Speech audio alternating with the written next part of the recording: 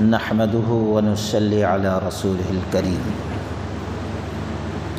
اس سے پہلے یہ بات آئی کہ گناہ کبیرہ جب تک ہم اس کو اللہ تعالیٰ سے نادم ہو کر توبہ نہیں کریں گے اللہ نہیں بخشے گا، مگر اللہ جس کے لیے چاہے، اللہ ہر چیز پر قادر ہے۔ اور دوسرے معافی کے کیا شرائط ہیں، اور تیسرے کچھ اعمال ایسے ہیں اگر ہم سے سرزد ہوتے ہیں تو ان کی وجہ سے نیکیاں ہماری برباد ہو جاتی ہیں۔ اب آج کے درس میں ہم یہ دیکھیں گے تفصیل کے ساتھ کہ وہ کون سے اعمال ہیں اگر ہم اس کو صحیح طریقے سے انجام دیتے ہیں تو اللہ ان اعمال کے ذریعے سے چھوٹے صغیرہ گناہ معاف فرما دیتا ہے۔ ان میں سے ایک چیز ہے وضو۔ اگر حقیقت میں کوئی مومن مسلمان ہے تو کم سے کم 5 مرتبہ تو ضرور وہ وضو کرے گا، نماز پڑھے گا، اور جب نماز پڑھے گا تو اس وقت تک نماز قابل قبول نہیں ہوگی جب تک کہ صحیح طور پر وضو نہ ہو۔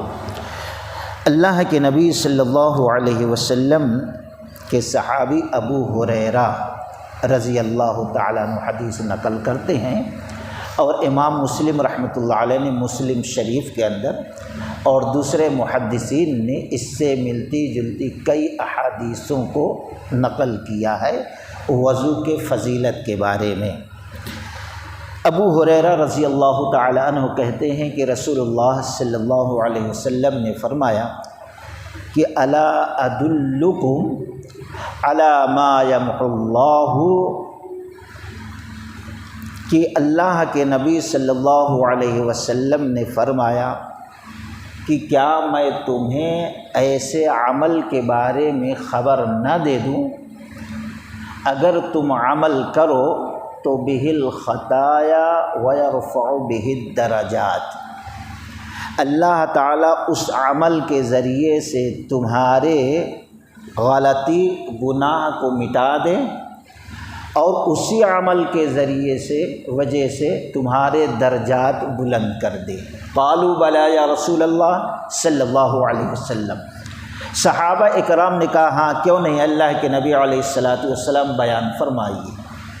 قال، آپ صلی اللہ علیہ وسلم نے فرمایا اسباغ الوضوء علی المکارہ وکثرۃ الخطی الی المساجد وانتظار الصلاة بعد الصلاة فذلکم الرباط۔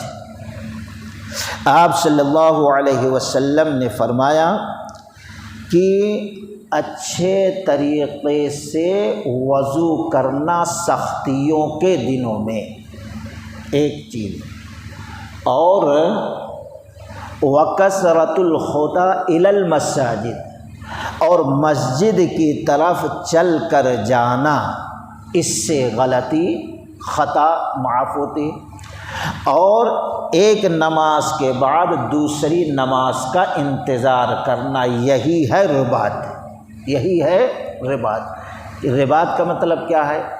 جنگ ہو رہی ہے اور دشمن کی فوج سرحد پر ہے، حملہ کرنے والی، تو ایسے وقت میں کچھ لوگ ٹھہرے رہتے ہیں بارڈر پہ کہ کبھی بھی دشمن کتنی بھی کوشش کرے تو ہم پر حملہ نہ کر سکے، ہمیں نقصان نہ پہنچا سکے، اس کو کہتے ہیں رباط۔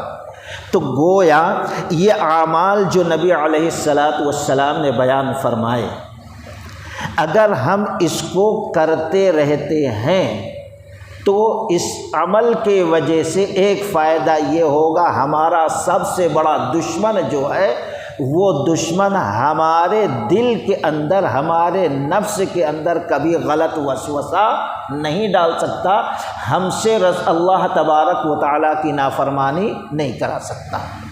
تو خیر، یہاں پر اللہ کے نبی علیہ السلام نے گناہ معاف ہونے کا جو ذریعہ بتایا وہ یہ ہے کہ اسباغ الوضو، سختی کے دنوں میں وضو کرنا۔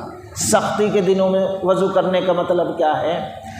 اب سردی کا موسم ہے، ٹھنڈا پانی ہے، دل نہیں چاہ رہا ہے، لیکن اللہ کے حکم کو پورا کرنا ہے، وضو تو کرنا نماز۔ اب پھر بھی انسان وضو کرے، تھوڑی تکلیف تھوڑی سختی برداشت کر لے، ایک مطلب یہ۔ دوسرے، بیمار ہے، زخم لگا ہوا ہے، پھر بھی اللہ کی رضا کے لیے، فضیلت کو حاصل کرنے کے لیے وہ وضو کرتا ہے، تو یہ ہے سختی کے دنوں میں وضو کرنا۔ اور دوسرے، مسجد میں آنا کہ ہم باجماعت نماز پڑھیں گے۔ اور تیسرے یہ کہ ایک نماز کے بعد دوسری نماز کا، آپ فجر پڑھ لیے، آپ چلے گئے اپنے کام میں مصروف ہیں، لیکن آپ لاپرواہ نہیں ہیں، آپ کے دماغ میں یہ چیز ہے کہیں ایسا نہ ہو تھکان کی وجہ سے میں سو جاؤں گا تو ظہر کی جماعت چھوٹ جائے گی۔ انسان اس کے بارے میں کوشش کرتے رہنا، ظہر، عصر، مغرب، عشاء، فجر، یہ ہے۔ تو یہ دو عمل بتایا گیا، ایک تو اچھی طریقے سے وضو کرنا، اور دوسرے مسجد کی طرف چل کر آنا، اور تیسرے ایک نماز کے بعد دوسری نماز کا انتظار کرنا۔ اور ایک دو روایت میں ہے کہ اذا توضأ فاحسن الوضوء، جب تم میں سے کوئی شخص وضو کرے تو اچھا وضو کر کے آئے۔ اب اچھا وضو کرنے کا مطلب کیا ہے؟ اچھا وضو کرنے کا مطلب یہ ہے کہ سنت کے مطابق وضو کرے، اور وضو میں زیادہ پانی خرچ نہ کرے، جتنا نل کھول دیے جا رہا ہے پانی، اس سے اتنے پانی سے تو ہم نہا سکتے ہیں، اس کے بارے میں بھی حساب ہوگا، ایک ایک قطرے کے بارے میں۔ حد سے زیادہ پانی خرچ نہ کرے، جتنا ضرورت ہے اتنا، 3 مرتبے سے زیادہ اعضاء کو نہ دھوئے، یہ بھی سنت کے خلاف ورزی ہے۔ تو اس طریقے سے اچھا وضو کرے، پھر قدم با قدم چل کر آئے۔ تو اللہ کے نبی نے فرمایا جب ایک شخص نماز کے لیے مسجد کی طرف چلتا ہے، قدم اٹھاتا ہے، تو ایک گناہ معاف ہوتا ہے، جنت کے اندر ایک درجہ بلند ہو جاتا ہے۔ اب نبی علیہ الصلاۃ والسلام کا طریقہ کار کیا تھا، اور آپ نے جو سکھایا ہے، بخاری، مسلم، ابو داؤد، نسائی، ابن ماجہ، یہ ساری حدیثوں میں دیکھیے باب الوضو، یہ ہے کہ جب وضو ہم کرنے جا رہے ہیں تو بسم اللہ کہنا ضروری ہے۔ اگر بھول گئے تو جب یاد آیا بسم اللہ پڑھ لے۔ ایک بات، کچھ لوگ ہیں یوں دھوئے بسم اللہ، منہ دھوئے بسم اللہ، ہاتھ دھوئے بسم اللہ، بائیں ہاتھ پیر دھوئے، مثلا ہر وقت بسم اللہ، یہ بدعت ہے۔ شروع میں صرف ایک بار کہیے بسم اللہ۔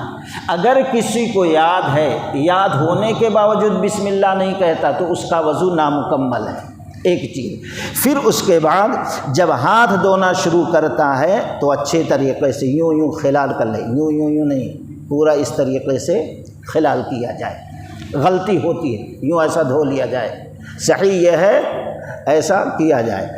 پھر اس کے بعد جب آپ پانی لیتے ہیں تو ایک چلو پانی لیں، آدھے چلو کو منہ میں ڈالیں، آدھے چلو کو ناک میں ڈالیں۔ یہ حدیث کے خلاف ہے کہ کلی کے لیے آپ الگ پانی لے رہے ہیں، پھر ناک کے لیے، ناک میں ڈالنے کے لیے الگ پانی لے رہے ہیں۔ ابو داؤد کی حدیث ہے، امام ابو داؤد رحمۃ اللہ علیہ، امام نووی رحمۃ اللہ علیہ نے اس حدیث کو ضعیف کہا ہے، جس کے اندر کلی کے لیے الگ سے پانی لیا جائے اور ناک میں ڈالنے کے لیے الگ سے پانی لیا جائے، یہ سنت کے خلاف۔ سنت کا طریقہ کیا ہے کہ ایک چلو پانی لیا جائے، آدھا چلو منہ میں ڈالا جائے، کلی کیا جائے، اور آدھا ناک میں چڑھایا جائے۔ اللہ کے نبی نے فرمایا اللہ کے روزے میں نہ ہو، غیر روزے میں ہیں خوب اچھی طریقے سے چڑھائیں 3 مرتبہ پانی، اور روزے سے ہیں تو بس خالی یوں ڈال کے صاف کر لیں 3 مرتبہ۔ تو یہاں بھی اکثر لوگ غلطی کرتے ہیں سنت کے خلاف، کہ کلی کے لیے الگ پانی لیتے ہیں، ناک میں ڈالنے کے لیے الگ پانی نہیں، ایک ہی چلو سے 3 مرتبہ اس طریقے سے کریں۔ پھر چہرے کو اچھی طریقے سے دھوئیں اور داڑھی میں خوب اچھی طریقے سے خلال کریں۔ اللہ کے نبی صلی اللہ علیہ وسلم کا یہ طریقہ تھا۔ پھر آپ کہنیوں سمیت دھوتے تھے یہاں اس طریقے سے۔ ابو ہریرہ رضی اللہ تعالیٰ عنہ یہاں تک، کیونکہ قیامت کے دن میدان محشر میں اعضائے وضو میں جتنا حصہ ہم دھوئے رہیں گے، میدان محشر میں وہ چمکتا رہے گا، نور روشن ہوتے رہے گا، نبی پہچان لیں گے میرا امتی ہے یہ۔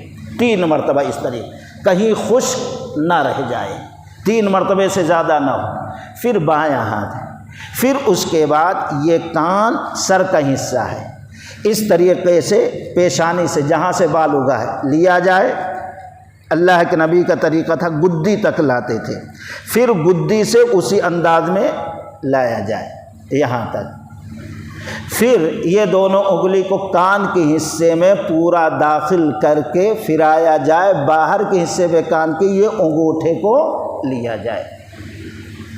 اب کچھ لوگ الگ سے پانی لیتے ہیں، اگر ضرورت ہے تو لیا جائے، نہ لیا جائے تو بہتر ہے، ضرورت نہیں ہے، کیونکہ کچھ لوگ سر کا مسح کر لیتے ہیں یوں، اور سر کا مسح کر کے پھر پانی لیتے ہیں۔ اگر کبھی کوئی لے رہا تو کوئی فرق نہیں، ورنہ لینے کی ضرورت نہیں ہے، کوئی سنت نہیں ہے۔ تو 1 مرتبہ سر کا مسح کرنا ہے، 3 مرتبہ نہیں کرنا، اور پھر یہاں سے شروع کریں یہاں تک۔ کچھ لوگ یہاں تک کر لیتے پھر چھوڑ کے یوں، یہ سنت کے خلاف ہے، بدعت ہے، حدیث کے اندر نہیں ہے، اس بات کو یاد رکھیں۔ پھر اس کے بعد پیر دھونا ہے ٹخنوں سمیت۔ اللہ کے نبی صلی اللہ علیہ وسلم کا طریقہ کیا تھا؟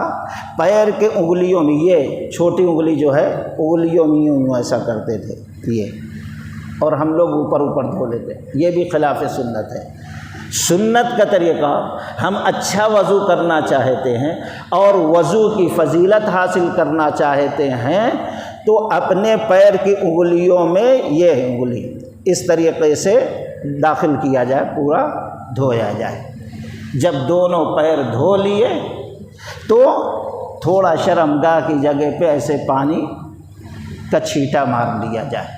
پھر اس کے بعد اللہ کے نبی صلی اللہ علیہ وسلم نے فرمایا، دعا پڑھے، اشہد ان لا الہ الا اللہ واشہد ان محمدا عبدہ ورسولہ۔ اس طریقے سے اگر ہم وضو کرتے ہیں تو اللہ کے نبی صلی اللہ علیہ وسلم نے 1 مرتبہ ایسے جھاڑ ہلایا، ڈالی شاخ، جو سوکھے پتے تھے گر گئے۔ آپ نے فرمایا جیسے یہ سوکھے پتے گر گئے، وضو کرنے کی وجہ سے ایسے گناہ بھی جھڑ گئے، اسی طریقے سے۔ اور پھر وضو کرنے کے بعد یہ جو دعا ہم نے پڑھی ہے، اس کو کوئی پڑھ لیتا ہے تو میدان محشر قائم ہوگا۔ ایسے اچھا وضو کرنے والوں کے لیے فرشتے اعلان کرتے ہوں گے، آؤ اللہ کے بندے، یہ جنت کے 8 دروازے ہیں، 8 دروازے تمہارے لیے کھلے ہیں، جس دروازے سے تم چاہو اپنے حساب سے داخل ہو جاؤ۔ یہ بڑی فضیلت ہے۔ تو خیر، وہ اعمال ہم یاد کریں جن عملوں کی وجہ سے ہمارا درجہ بلند ہوتا ہے اور ہمارے گناہ معاف ہوتے ہیں۔ اس میں سے ایک وضو ہے سنت کے مطابق کرنا۔ اللہ تبارک و تعالیٰ سے دعا ہے کہ اللہ تعالیٰ ہم تمام لوگوں کو صحیح معنوں میں وضو کرنے کی توفیق رفیق عطا فرمائے۔ سبحانک اللہم و بحمدک، اشہد